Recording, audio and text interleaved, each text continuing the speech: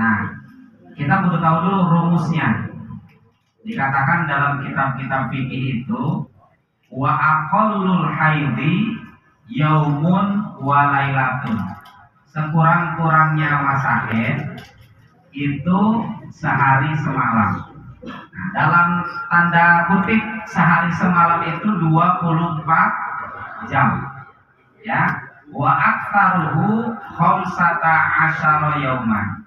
Paling lama 15 hari. Rumusnya nih, kata kuncinya.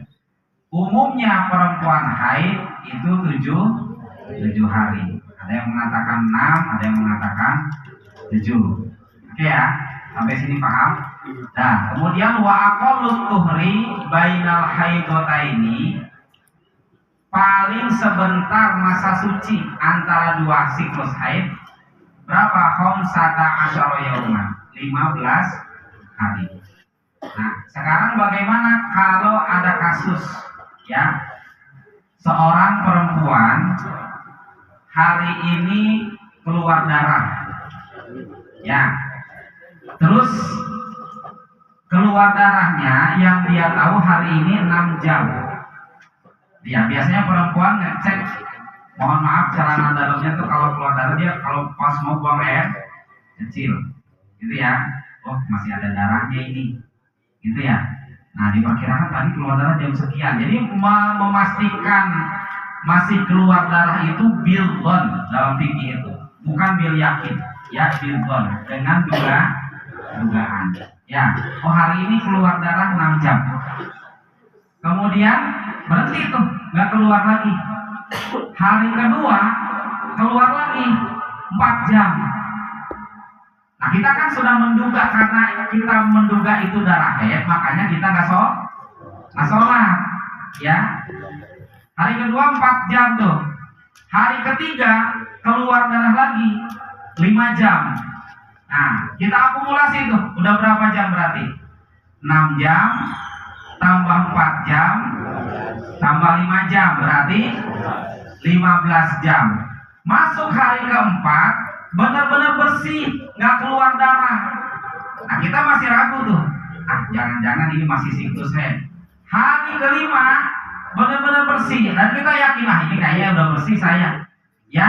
Udah, kalau kita yakin udah bersih, mandi jenabah.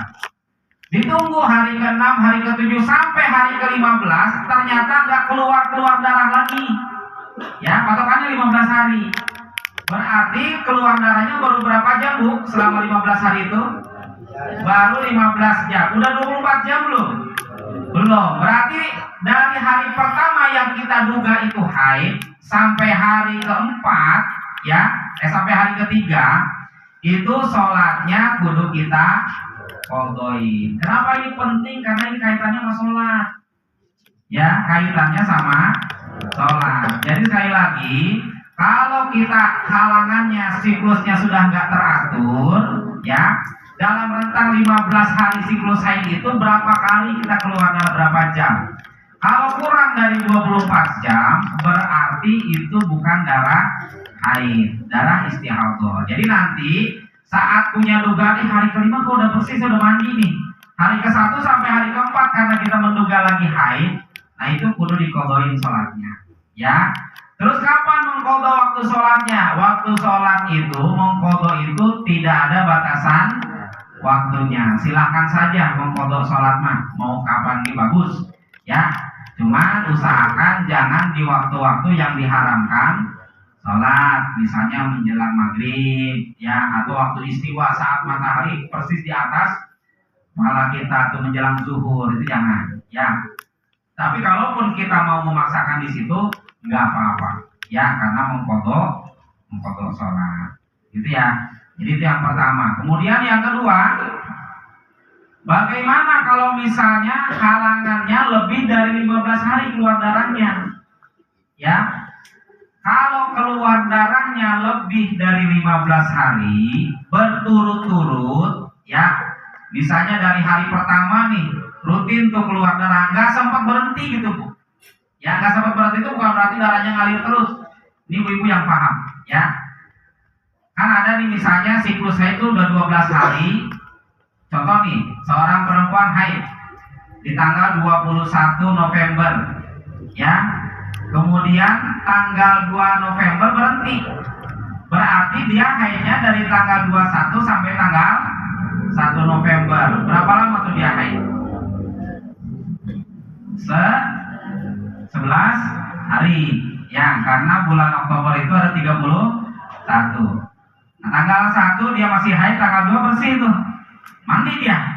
Ya kan? Karena merasa sudah yakin bersih. Tanggal 4 keluar darah lagi. Ya. Padahal di tanggal 2, tanggal 3 udah sholat tuh. Enggak apa-apa karena dia menduga sudah bersih.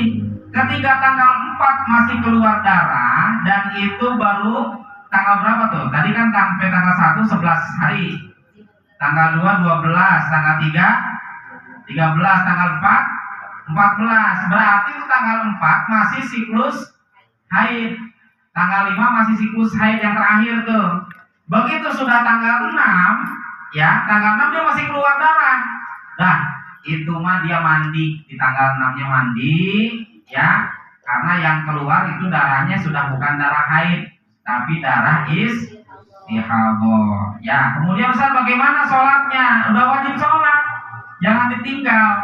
Kalau kita masih kemarin belum sholat saat tinggal di pokok, ya.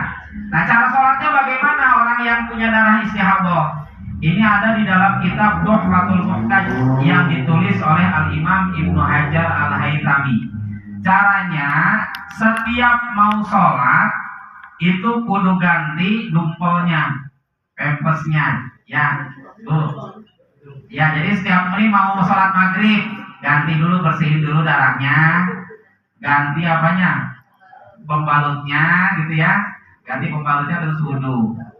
Masuk waktu isya jangan sholat isya pakai wudhu maghrib, jangan, ya, ganti lagi, ya, pembalutnya ganti lagi, terus wudhu, gitu, wudhu lagi, seperti itu ya, itu yang diajarkan oleh Imam Ibnu Hajar Al-Haytami. Jadi wudhu lagi. Nah, boleh nggak Ustaz kalau saya baru sholat maghribnya baru bisa sholat maghrib 15 menit kemudian isya gitu loh, males bener ini akhirnya baru ganti dumpel gitu ya. Ya isya kan waktunya panjang ya, bisa jam 9 umpamanya, kalau belum ngantuk jam 10. Cuman ingat nih, kalau kita menunda sholat Bapak Ibu, niatkan dalam hati, ya Allah saya mau sholat nanti jam 10-an. Di hati itu niat gitu. Kenapa? Karena kan kita nggak tahu malaikat Israel itu datangnya nggak permisi, nggak bilang-bilang. Kalau misalnya kita nih belum sholat isya gitu kan, terus nggak diniatin, mau sholat jam 10, nggak diniatin sama kita, ya, tiba-tiba dia datang, gitu ya, repot urusannya. Berarti kita meninggal dalam keadaan ninggalin sholat. Tapi kalau Bapak Ibu niat nih, ya Allah saya mau nanti sholat jam 10, gitu ya. Apapun alasannya, misalnya alasannya karena lagi banyak kerjaan, nanggung umpamanya gitu ya, kita manusia banyak lemahnya gitu. Andaikan itu pahit-pahitnya alasannya begitu, atau alasannya